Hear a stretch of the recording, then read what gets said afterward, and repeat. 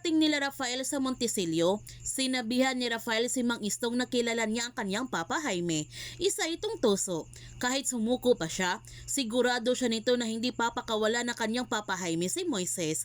Kaya't kinakailangan niyang labanan ang kanyang Papa Jaime para iligtas ang kanyang anak. Ngunit napapansin kaagad ni Rafael na may mga taong sumusunod sa kanila, kaya pinatakas niya sina Mang Istong at Grace dahil siya nang bahala sa mga ito, at nakikipaglaban na nga si Rafael sa mga tauhan ni Mia Lorenzo. Dumating naman si Justin sa birthday party ng kanyang lolo Jaime at kasama pa niya si Felicia.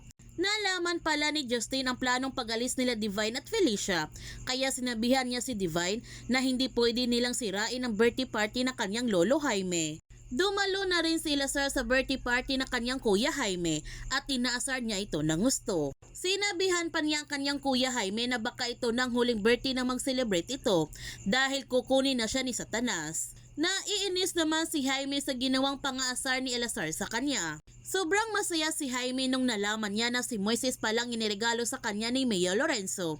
At mukhang hindi pa niya ito papatayin dahil gagamitin mo na niya si Moises para makuha niya si Rafael. Habang si Justin, pinuntahan niya kagad si Moises sa yate nung nalaman niya na nandoon ito.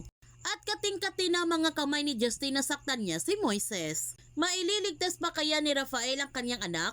Yan ang ating abangan sa Pamilya Sagrado.